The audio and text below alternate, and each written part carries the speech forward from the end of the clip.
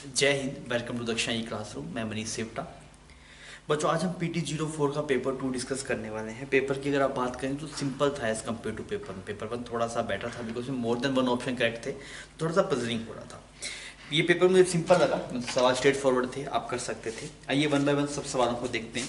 तो सबसे पहला सवाल आपको जो बोला गया उसमें क्या बोला गया, सवाल में ये मेंशन है कि two sound wave with wavelength, आपको वेवलेंथ गिवन है और वेलोसिटी गिवन है, तो बीट फ्रीक्वेंसी पूछा गया। तो अगर आप देखेंगे बीट फ्रीक्वेंसी, तो बीट फ्रीक्वेंसी आता है मेरे पास, it is f1 minus f2। अब फ्रीक्वेंसी का that is lambda divide by v, तो लैम्बडा एक का हो गया 5 बाय v और माइनस ये हो गया 5.5 डिवाइड बाय v, ऐसा एक्सप्रेशन आ गया। तो v आपके पास में कॉमन आ गया, v की वैल्यू कितनी है, दिस इज 330 और यहाँ पे आपके पास में बन गया this is 0.5 divide by 5 multiply 5.5 ऐसा बना। इसको आपने उड़ा दिया तो यहाँ पे 11 आ गया और यहाँ पे कुछ 30 आ गया आपके पास। तो यहाँ पे देखिए तो बीट फ्रीक्वेंसी कितना आ गया, 6 आ गया। तो आपके पहले का जो जवाब होगा दैट इज 6। सेकंड प्रॉब्लम की अगर आप बात करेंगे तो आपको बोला गया ए यूनिफॉर्म सॉलिड स्फीयर और specific gravity 8 has concentric spherical cavity and just sink in the water. मान लीजिए एक स्फीयर था और इस स्फीयर के अंदर आपने से कैविटी काट रखी है, ठीक है। तो आपको बोला गया find the ratio of radius of the cavity. तो मान लेते हैं इसकी रेडियस कुछ कैपिटल आर है, इसकी रेडियस कुछ स्मॉल आर है। तो अगर आप इसका m देखेंगे तो मास कितना आएगा, that is rho multiply volume कितना बचा, that is 4/3 pi R cube minus 4/3 pi small R cube.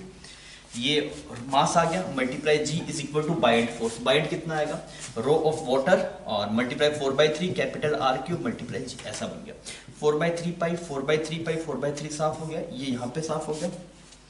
क्या क्या गिवन है आपको, इसकी स्पेसिफिक ग्रेविटी है 8, तो ये बन जाएगा 8, तो ये 1 हो गया आपके पास में और यहाँ पे बन गया capital R cube minus small R cube is equal to capital R cube, ऐसा एक्सप्रेशन आपको दिखाई दे रहा है। तो आपसे पूछ रहा है कि इसकी वैल्यू कितनी होगी, आउटर रेडियस, कैविटी की रेडियस और इसके रेशियो की बात उसने करी है, थोड़ा देखते हैं। तो ये बन गया आपके पास में 8 आर क्यूब, इधर आ गया 7 R cube is equal to 8 R cube, 8 small R cube ना। तो यहाँ से देखें that is capital R by small R, this is become 7⁻⁴ divide by 2। तो आपके पास में x की वैल्यू कितनी की 7 आ गई। फिर बच्चों अगर आप थर्ड प्रॉब्लम की बात करेंगे तो थर्ड प्रॉब्लम में क्या बोला गया, a block of mass 2 kg is connected to a spring of spring constant 50 newton metre. यहाँ पे एक स्प्रिंग मान लिया, यहाँ पे ऐसे एक ब्लॉक मान लिया और इस ब्लॉक का मास कितना है आपके पास में m है और इस m की वैल्यू कितनी है 2 kg है। इसका स्प्रिंग कांस्टेंट गिवन है कि कितना आपके पास है 50 न्यूटन मीटर। अच्छा, अब क्या हुआ, आपने इसके ऊपर कुछ फोर्स लगाया तो मैक्सिमम स्पीड पूछा। तो अगर आप यहाँ पे कांस्टेंट फोर्स लगाएंगे तो इसकी जो इक्विलिब्रियम पोजीशन होगी वो ये नहीं होगी, यहाँ पे कहीं पे होगी। तो ये नेचुरल लेंथ है आपके पास में, तो अगर आप इक्विलिब्रियम पोजीशन के कॉरस्पॉन्डिंग देखेंगे तो kx is equal to f हो जाएगा। तो x की वैल्यू कितनी आ जाएगी 60 डिवाइड बाय 50, तो बन गया 6/5 मीटर, ये आपके पास में x आ गया। तो ये पार्टिकल ऑसिलेट करेगा इतनी एम्पलीट्यूड में, क्योंकि जब कांस्टेंट फोर्स है, मान लीजिए ग्रेविटी वाला केस मान लीजिए, एस में क्या होता है, यहाँ पे मीन पोजीशन होती है, मीन पोजीशन के ऊपर ऑसिलेट करता है, तो इस वाले पॉइंट के ऊपर ऑसिलेट करेगा, एम्पलीट्यूड कितना हो जाएगा, ये एम्पलीट्यूड हो जाएगा दैट इज x। तो आप बोलेंगे Vmax कितना होगा, Vmax होगा a multiply x, a multiply omega हो गया, एम्पलीट्यूड कितना गया 6/5 और ओमेगा कितना गया √k/m, ऐसा एक्सप्रेशन बन गया। तो यहाँ पे देख रहे हैं ये साफ हो गया, तो आ गया 6 आपके पास में जवाब हो जाएगा। फिर अगर आप बात करेंगे प्रॉब्लम नंबर 4 की, तो प्रॉब्लम नंबर 4 में आपको क्या बोला गया, a source of frequency 1.8 kilohertz move uniformly along straight line at distance 250 metre observer. यहाँ पे आपके पास ऐसे ऑब्जर्वर बना दिया, ये ऑब्जर्वर है और इसे 250 मीटर दूरी के ऊपर एक सोर्स ऐसे मूव कर रहा है। The velocity of source is 0.8c। अब देखिए जो फोर्स की वेलोसिटी है वो लाइट की स्पीड के कंपेरेबल है। Find out frequency of the sound received by the observer at the moment when source get closest to him। जब सोर्स यहाँ पे होगा तब इसको क्या फ्रीक्वेंसी सुनाई दे रही होगी। तो जब ये सोर्स यहाँ पे होगा तो इस इंस्टेंट पे जो एमिट कर रहा हो वो नहीं सुनाई दे रहा होगा, इसको मान लीजिए कुछ यहाँ वाला सुनाई दे रहा होगा। मान जब ये सोर्स कुछ यहाँ पे था, इसने कुछ फ्रीक्वेंसी एमिट की होगी, तो ये इस तक पहुंचेगी, इतने में यहाँ पे चला जाएगा, क्योंकि स्पीड कंपेरेबल है ना आपके पास। तो अब आप क्या बोलेंगे, तो ये डिस्टेंस अगर आप देखें तो ये जो ट्रेवल कर रहा है x divide by x distance चलेगा, सोर्स किस स्पीड से चल रहा है 0.8c, that will be is equal to sound कितना चल गया अंडर रूट ऑफ 250 का स्क्वायर प्लस x का स्क्वायर, और किस पे चलिए c से, इसने इसको यहां पे उड़ा दिया। सही, इसका दोनों तरफ स्क्वायर कर देते हैं। अगर आप स्क्वायर करेंगे तो ये क्या बन गया आपके पास, this is become x square, और यहां पे बन गया आप इसको 5/4 ना, 25 डिवाइड बाय 60, इतना सही है, इज इक्वल टू 250 का स्क्वायर प्लस x स्क्वायर। इसको आप इधर लेके आ जाइए, इसको अगर आप इधर लेके आए तो ये बन गया 9x square divide by 16 is equal to 250। तो बच्चे यहां से जो x आया आपके पास में वो कितना बन गया, this is become 250 multiply 16 divide by 9 का अंडर रूट, इसका स्क्वायर है ना आपके पास में, ठीक, इस पूरे का रूट हो गया आपके पास में। तो यहां से अगर आप x देखेंगे तो x मिल गया 250 मल्टीप्लाई 4 डिवाइड बाय 3, तो 1000/3 मीटर। मतलब जब यहां से ये छोड़ रहा था फ्रीक्वेंसी, मतलब जिस इंस्टेंट जो इसको सुनाई दे रहा है, सोर्स यहाँ पे पहुंचेगा, तो इस इंस्टेंट पे इसको जो सुनाई दी होगी वो कौन सी साउंड होगी जो सोर्स ने यहाँ पे एमिट की थी जब वो इस वाले पॉइंट से 1000/3 मीटर इधर था। अगर आपको इतना मिल गया तो बच्चों सवाल में कुछ बचा नहीं। कैसे काम बताता हूं, देखिए। तो अब आपको पता है कि सोर्स कुछ यहाँ पे था, ये ऐसे बना दिया आपने, यहाँ पे ऑब्जर्वर है, यहाँ पे सोर्स है। सोर्स कितनी दूरी पे था, ये कुछ दूरी पता लगी 1000/3 मीटर, और ये दूरी कितनी है 250 मीटर। तो इसे कोरस्पॉन्डिंग अगर फ्रीक्वेंसी देखिए तो ये एंगल थीटा मान लो, तो आप क्या बोलेंगे, जो फ्रीक्वेंसी इसको एपेंड सुनाई देगी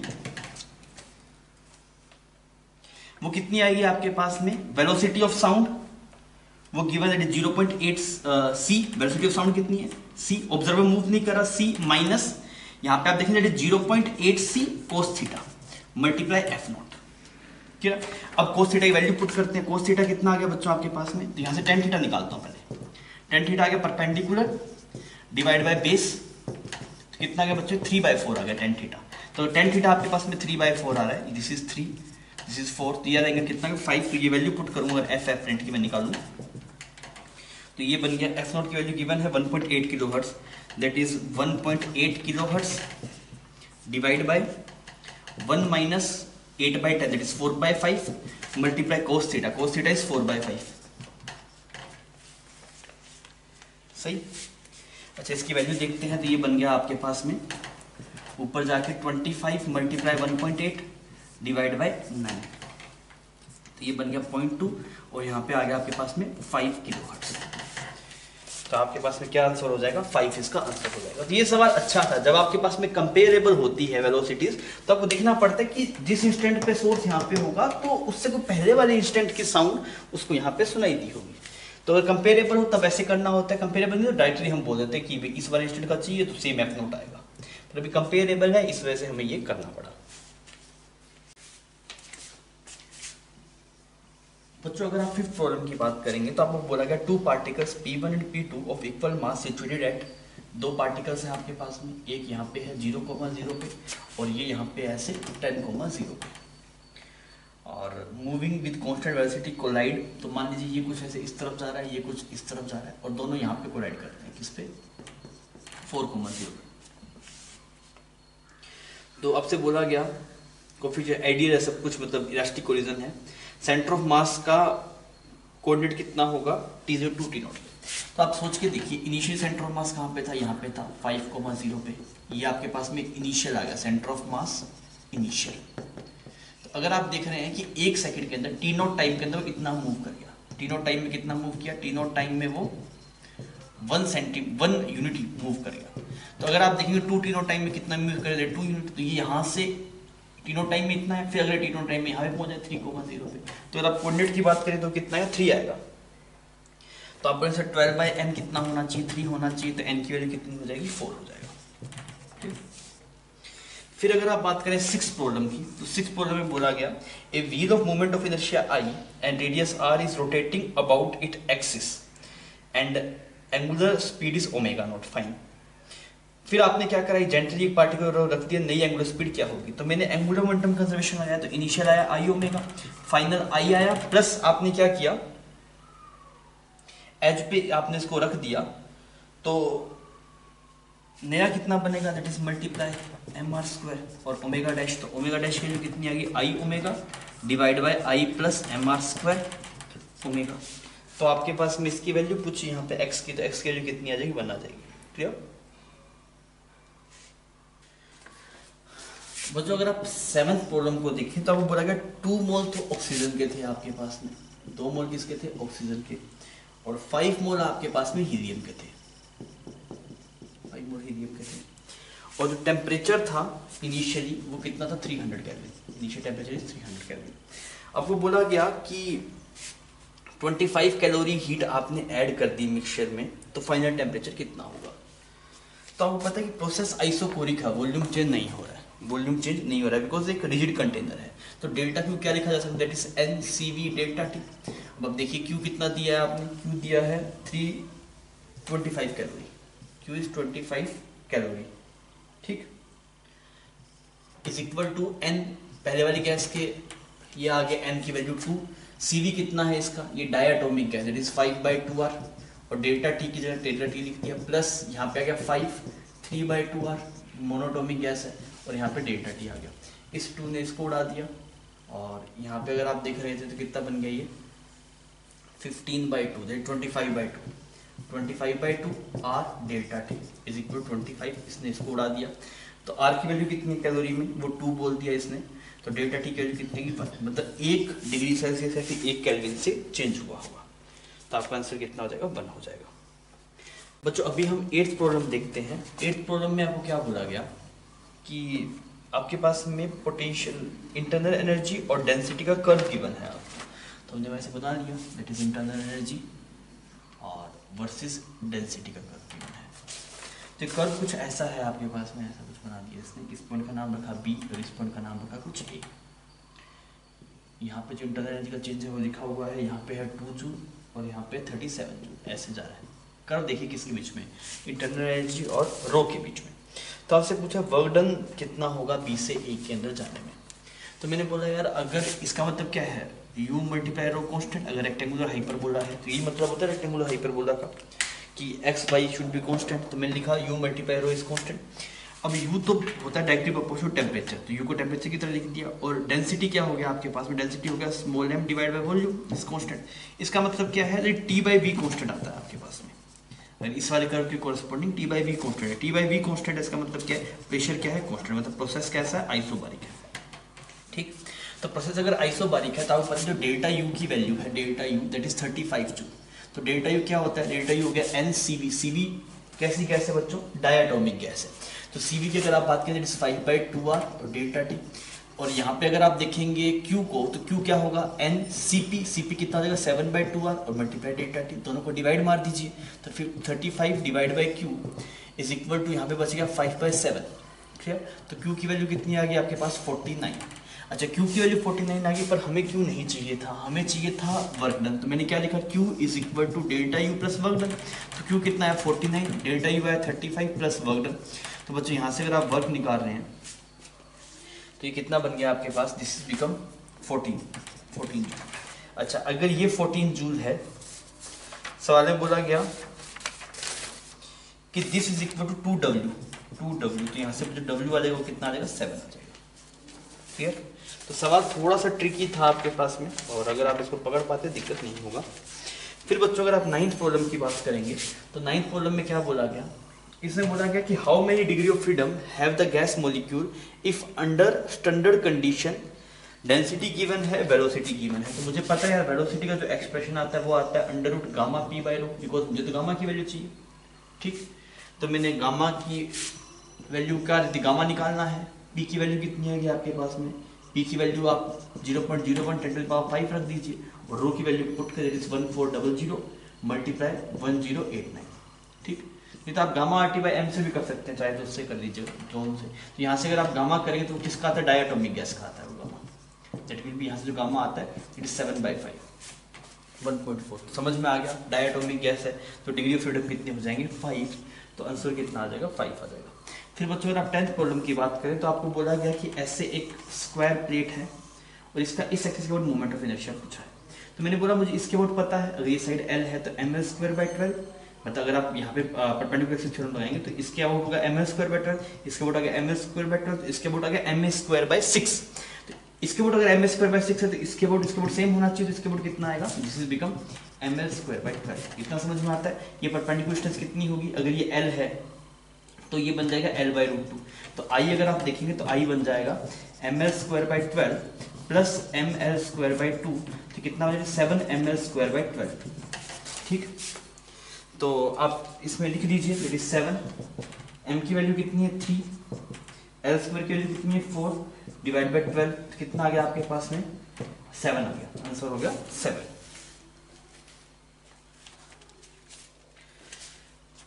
बच्चों फिर अगर आप 11th प्रॉब्लम देखें, थोड़ा अच्छा सवाल है। उसमें बोला गया कि यहाँ पे ऐसे ट्रैक था और ऐसे करके कुछ यहाँ पे जा रहा है, तो यहाँ पे आप एक सॉलिड सिलेंडर को आप छोड़ते हैं और इसकी रेडियस गिवन है आपको 2 सेंटीमीटर। ये सॉलिड सिलेंडर की रेडियस गिवन है ये 2 सेंटीमीटर, और इस जो लूप की रेडियस है आपके पास है वो कितनी है r है। तो ये बोल रहा है कि r की मैक्सिमम वैल्यू कितनी हो सकती है ताकि ये कंप्लीट वर्टिकल सर्कल घूम जाए।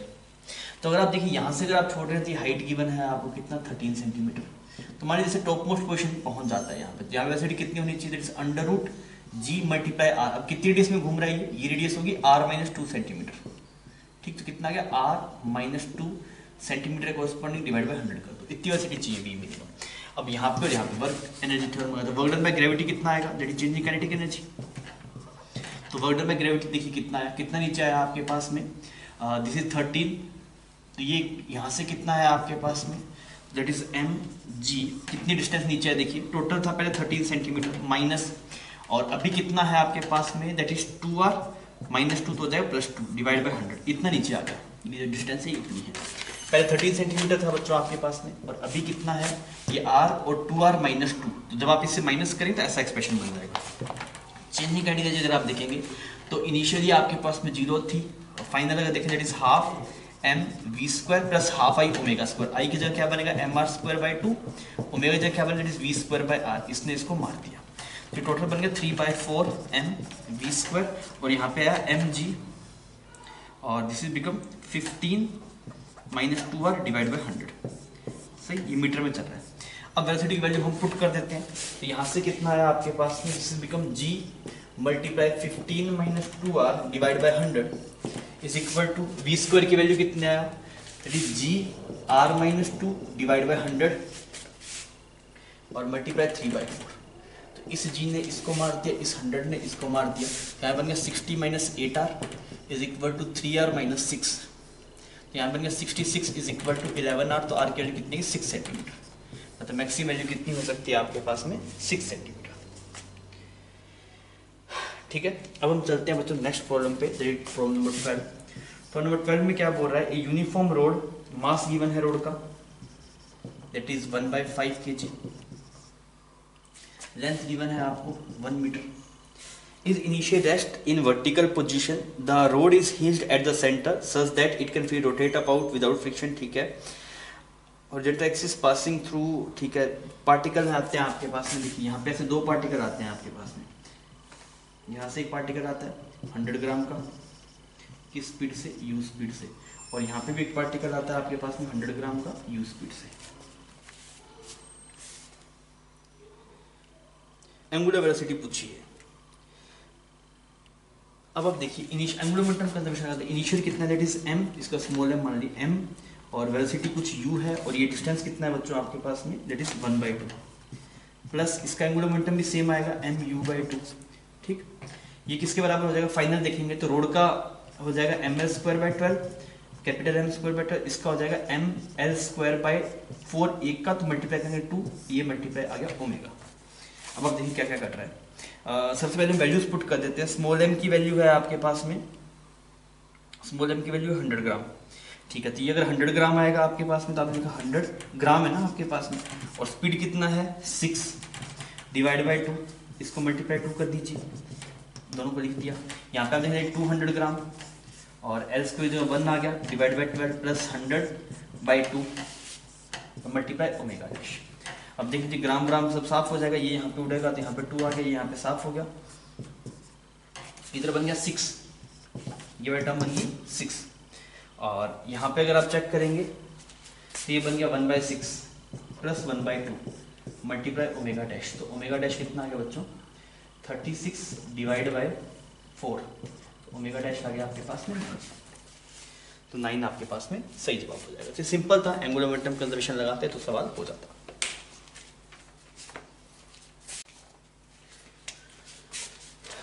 बच्चों अगर आप 13th प्रॉब्लम की बात करें तो आपको क्या बोला गया, a uniform road of mass given है आपको that is 0.25 kg, length given है आपको दैट इज 1.20 मीटर, और उसका एंगुलर मोमेंटम गिवन है आपको, एंगुलर एक्सीलरेशन पूछ रहा है आपसे ना, तो एल का एक्सप्रेशन गिवन है जिसको लेंथ बोल दीजिए, एंगुलर मोमेंटम गिवन है आपको दैट इज 2/3 t² और 2t²। अब आपसे पूछ रहा है अल्फा।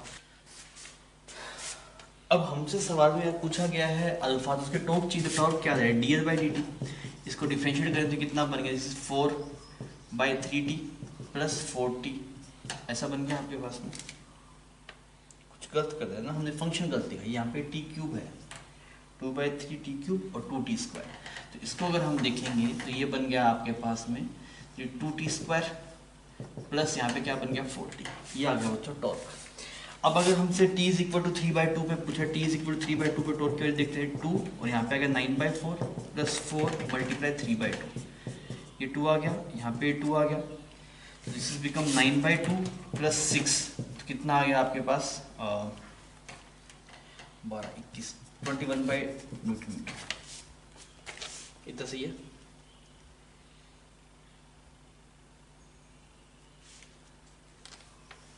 हाँ भाई, इतना आ गया टॉर्क आपके पास में। अब इस टॉर्क को किसके बराबर, आई अल्फा के बराबर, आई कितना आएगा दैट इज ml²/12, m की वैल्यू पुट की दैट इज 1/4, l² की वैल्यू 0.25 लिखते हैं इसको 0.25, और l की वैल्यू 1.2 × 1.2 डिवाइड बाई 12, तो यहाँ पे ये बन गया 100, और यहाँ पे बन गया ऐसे 100, इसने इसको मार दिया, यहाँ पे आ गया 4 और यहाँ पे आ गया 3, दैट इज 3/100। अब पुट कर देते हैं, तो मेरे पास बन गया tau is equal to I alpha, I की वैल्यू 3/100 मल्टीप्लाई अल्फा, तो 7 आ गया, ये यहाँ पे 50 आ गया, तो अल्फा की वैल्यू कितनी आ गई 50 × 7। अभी किसके बराबर है 50 x के बराबर है, तो x की वैल्यू कितनी आ जाएगी 7। ठीक, फिर बच्चों अगर आप नेक्स्ट 14th प्रॉब्लम में चलें तो आपको बोला गया कि a sonometer wire of length 114 centimetre fix between the two ends, यहाँ पे क्या टोटल वायर मान लीजिए, ठीक है, और इसको आपने कुछ ऐसा सेटअप लगाया कि इसके 3 हिस्से में आपने सोनोमीटर ब्रिज रख दिया, यहाँ पे एक यहाँ पे लगा दिया, एक यहाँ पे लगा दिया, तो ऐसा कुछ हो गया। अब जो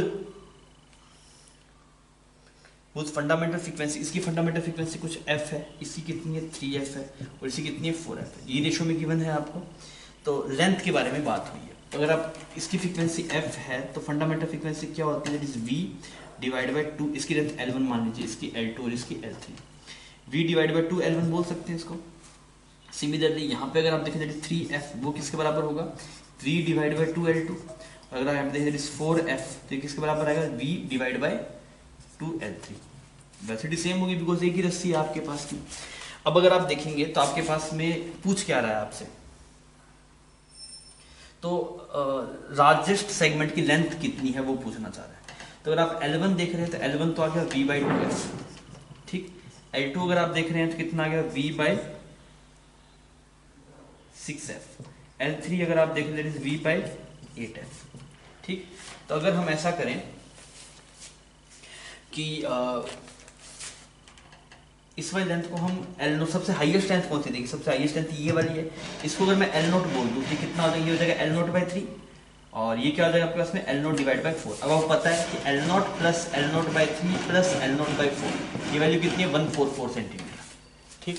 अब इसका एलसीएम ले लीजिए, एलसीएम लेने जाएंगे तो यहाँ बन गया 12L0, 4L0, 3L0 divide by 12 is equal to 144, तो कितना बन गया ये 7 ना, 19L0 इज इक्वल टू 12, 144, तो L0 की वैल्यू आ गई 12 मल्टीप्लाई 144 डिवाइड बाई 19। अच्छा इसमें एक मिस्टेक कर दी, 144 है ना आपके पास में, 144, तो इसको आप देखें दिस इज बिकम 12 मल्टीप्लाई 6, ये आपके पास में फिक्स होता है ना, तो आपके पास जो जवाब रहेगा दैट इज 6 आपके पास में करेक्ट आंसर हो जाएगा। बच्चों फिर अगर आप 15 प्रॉब्लम में देखें तो आपको क्या बोला गया, a non uniform string, mass given है स्ट्रिंग का आपको दैट इज 25 kg, और लेंथ गिवन है दैट इज 1.5 मीटर, और जो वेरिएबल मास यूनिट है वो कुछ kx लिखती है ना उसने।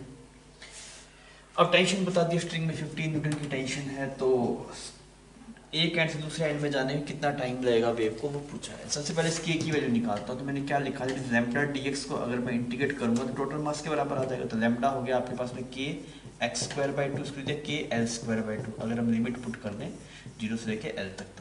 तो यहाँ से अगर आप देखें तो m की वैल्यू 45 है, k की वैल्यू हमें निकालना है, l² हो गया 15 × 15 डिवाइड बाय 100, और यहाँ पे 2 आ गया। तो ऐसा कुछ बन गया आपके पास में। तो यहाँ से अगर आप देखेंगे तो दिस इज बिकम, k की वैल्यू बन गई 40 kg पर मीटर, ऐसा आ गया k की वैल्यू।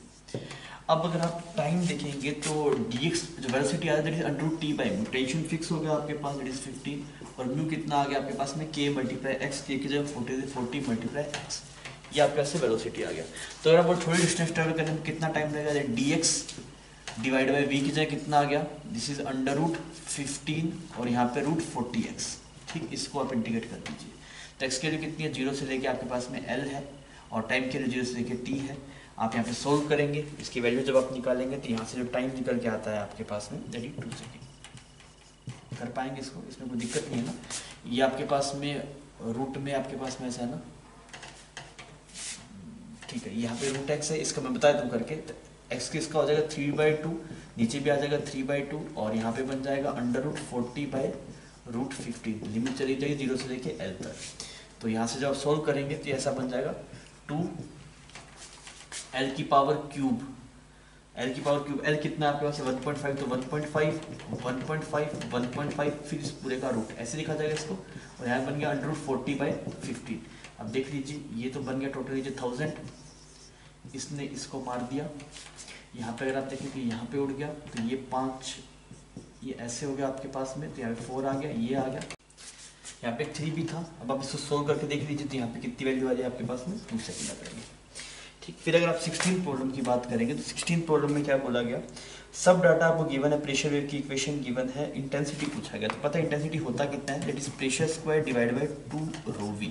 आप रेशियो निकाल लीजिए, प्रेशर एम्पलीट्यूड पहले में बन गया 16 × 10⁻⁻⁴, 2 रो की वैल्यू कितनी है 1.5, और वेलोसिटी कैसे निकालेंगे आप, वेलोसिटी होता है k गिवन है, k होता है ω/v, ओमेगा की वैल्यू 1 है दोनों ही केस में। तो ये आपके पास में उल्टा यहाँ पे आ जाएगा 400, इसका रेशियो निकालना है इसके साथ में, that is p² 9 × 10⁻⁻⁴ divide by 2, रो की वैल्यू कितनी है यहाँ पे 3, और दिस इज बिकम 1200। आप सोल्व कर लीजिए, रेशियो आएगा आपके पास में 3:32, क्लियर। तो आपके पास में 3 इसका करेक्ट आंसर हो जाएगा। फिर बच्चों अगर हम बात करें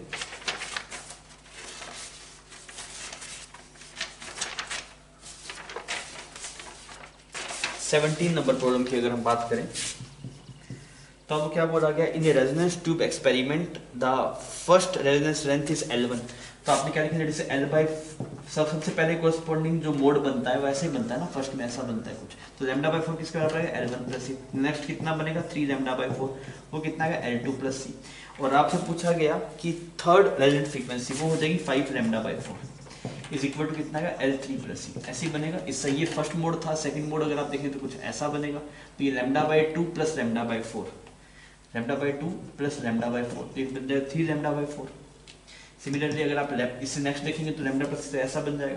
तो आप यहाँ से e की वैल्यू निकालते, e की वैल्यू कितनी है, L2 - 3L1 डिवाइड बाई 2, ये वैल्यू यहाँ पे पुट कर दीजिए, और लैम्डा की वैल्यू भी आप यहाँ से निकाल लीजिए, लैम्डा की वैल्यू निकाल के आप पुट करिए, तो फाइनली जो जवाब आएगा वो कुछ ऐसा बन जाएगा, that is L3 is equal to 3L2 - 2L1, इस तरीके का जवाब आता है। तो m और n की वैल्यू पता लग जाएगी, सोल्व हो जाएगा। बच्चों फिर अगर आप 18th प्रॉब्लम की बात करेंगे तो 18th प्रॉब्लम बोला गया कि टोटल लेंथ है वो 120 मीटर है, और ये आपके पास में स्टैंडिंग वेव बना रहा है। तो ऐसे कुछ स्टैंडिंग वेव बना दीजिए, आपको स्टैंडिंग वेव से बन रही है, ठीक है, ऐसे कुछ होती जा रही है आपके पास। आपको क्या बोला गया, the consecutive point of the string at which the displacement is equal to 3.5 mm, मतलब मान लीजिए यहाँ पे कोई एक पॉइंट है, तो डिस्प्लेसमेंट कितना 3.5 mm। सिमिलरली यहाँ पे भी एक पॉइंट होगा 3.5 mm, यहाँ पे भी एक पॉइंट होगा 3.5 mm, ऐसा ही कुछ होगा। तो अगर आप ये वाली डिस्टेंस देखेंगे तो इस सवाल में गिवन है कितनी है 15 सेंटीमीटर, तो ये भी 15 सेंटीमीटर है, और ये पूरा लेमडा बाई 2 बन गया यहाँ से यहाँ तक। तो लेमडा बाई 2 कितना आ गया, 15 सेंटीमीटर आ गया। सही कर रहा हूँ मैं, sorry 30 centimetre, lambda by 2 is 30 centimetre. तो अब आपसे पूछा गया कौन से ओवरटोन में ऑसिलेट कर रहा है। तो ऐसे अगर लेमडा, तो एक लूप की लेंथ होगी 30 सेंटीमीटर, टोटल लेंथ कितनी है 120। तो नंबर ऑफ लूप अगर आप देखेंगे तो कितने बन गए, 4 बन गए। और अगर 4 लूप है तो कौन सा ओवरटोन होगा, थर्ड ओवरटोन आपके पास में हो जाएगा। फिर बच्चों अगर आप 19th कॉलम की बात करेंगे तो ये मैच द कॉलम है। तो आपको पता है कि जो VRMS का एक्सप्रेशन आता है वो कितना आता है, √3 RT/m। फिर अगर आप बात करेंगे V एवरेज का एक्सप्रेशन तो वो आएगा √8/π RT/m। और अगर आप बात करेंगे V मोस्ट प्रोबेबल का, दैट इज √2 RT/m। तो आप पता है सबसे बड़ा कौन आता है, VRMS बड़ा आता है, फिर उससे छोटा आता है एवरेज, फिर छोटा आता है मोस्ट प्रोबेबल। राम लिखते हैं ना, राम रूट मीन स्क्वायर, एवरेज और मोस्ट प्रोबेबल। तो बस वही पूछा कौन बड़ा है कौन छोटा, तो ये इजी है सवाल आपसे हो जाएगा। फिर हम बढ़ते हैं हमारे नेक्स्ट मैथ का कॉलम पे, that is the last column, problem 20। इसमें आपको बोला गया कि ऐसे करके कोई डायग्राम बना रखा है आपके सामने, यहाँ पे ऐसे करके कोई डायग्राम है यहाँ पे, ये फिर कुछ ऐसा है, ये कुछ ऐसा है और ये कुछ ऐसा है।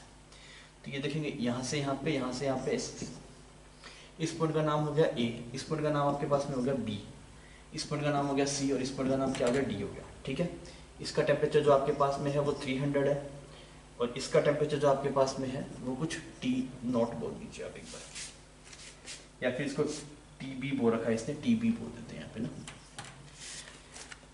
अब ये इस पॉइंट का नाम 1 है, ये 1 है आपके पास में, ये 2 है और ये आपके पास में 4 है। ये मीटर क्यूब में लिखा होगा, दिस इज मीटर क्यूब।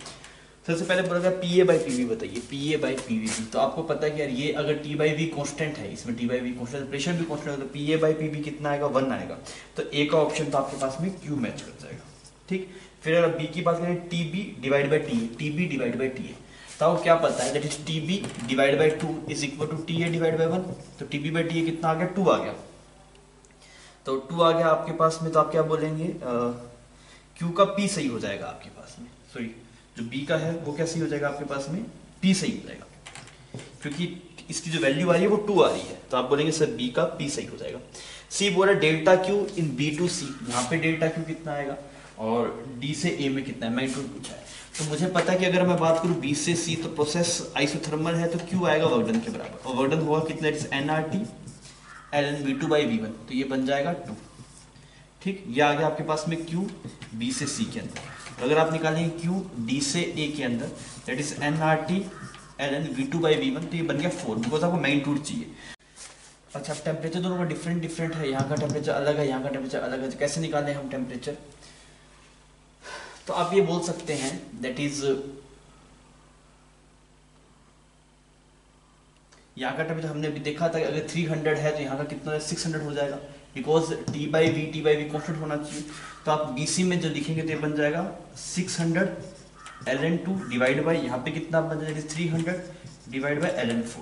तो ये वैल्यू कितनी आ जाएगी, 1 आ जाएगी। 1 आ जाएगी तो आपके पास में C का ऑप्शन Q मैच कर जाएगा।